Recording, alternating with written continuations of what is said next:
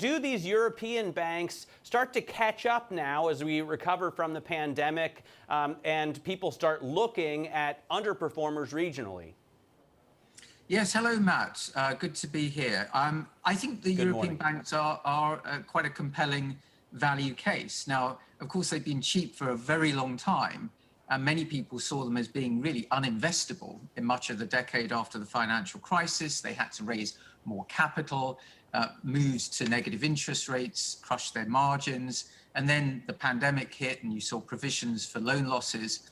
But now they're becoming much more cash generative.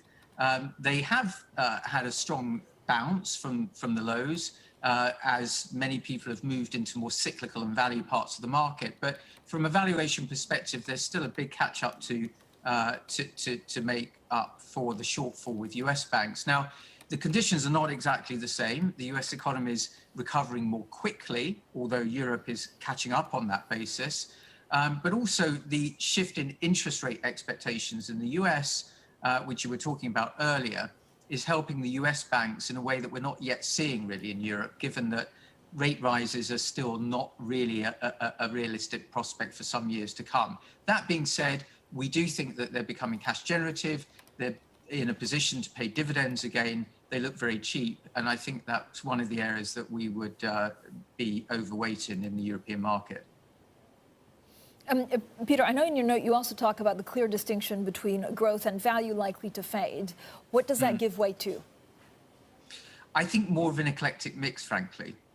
We need to look at this in context. If you look at the cycle that followed the financial crisis, for at least 10 years, we saw a very bifurcated market environment in which things became very factor-driven.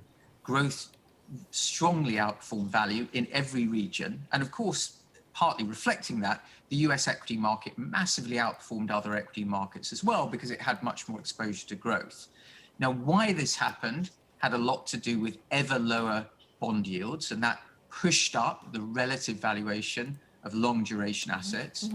It was also a very growth weak cycle, particularly outside of the US, given the many problems that followed the financial crisis, the sovereign debt crisis, collapses in commodity markets and so on. So growth was quite scarce. But then we also had the tremendous outperformance of technology companies and their earnings. And I don't think we're going to see such a bifurcated market now. Sorry. Right. So what does it mean where you see the best value from now on?